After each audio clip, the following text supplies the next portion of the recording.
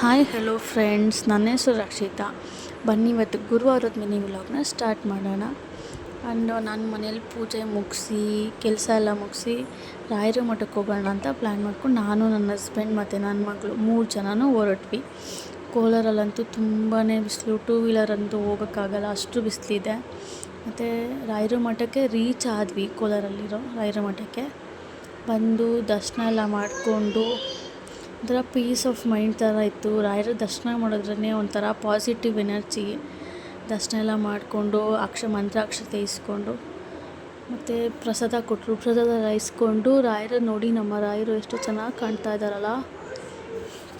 ಆಮೇಲೆ ಟಿಫನ್ ಮಾಡೋಣ ಅಂತ ಬಂದ್ವಿ. ಫಸ್ಟ್ ಚೌಚೌ ಬಾತ್ ಆರ್ಡರ್ ಮಾಡೋರು ನಮ್ಮ ಹಸ್ಬೆಂಡ್. ಮತ್ತು ದೋಸೆ ಆಮೇಲೆ ಬರೋಷ್ಟರಲ್ಲಿ ತಿನ್ಕೊಳ್ಳಿ, ಹೊಟ್ಟೆ ಹಸಿತಾ ತಂದ್ಬಿಟ್ಟು ಕೊಡಿಸಿ ಅದು ತಿಂದ್ಕೊಂಡು ಎಲ್ಲ ಕೋಲಾರೆಲ್ಲ ಒಂದು ರೌಂಡ್ ಹಾಕ್ಕೊಂಡು ಮತ್ತು ಮನೆಗೆ ಬಂದು ರೆಸ್ಟ್ ತೊಗೊಂಡು ಮುದ್ದೆ ಬಸ್ಸಾರು ಮಾಡಿ ಊಟ ಮಾಡಿ ನಿದ್ದೆ ಮಾಡಿದ್ದಾಯಿತು. ಇಷ್ಟು ನನ್ನ ಮಿನಿ ವ್ಲಾಗ್.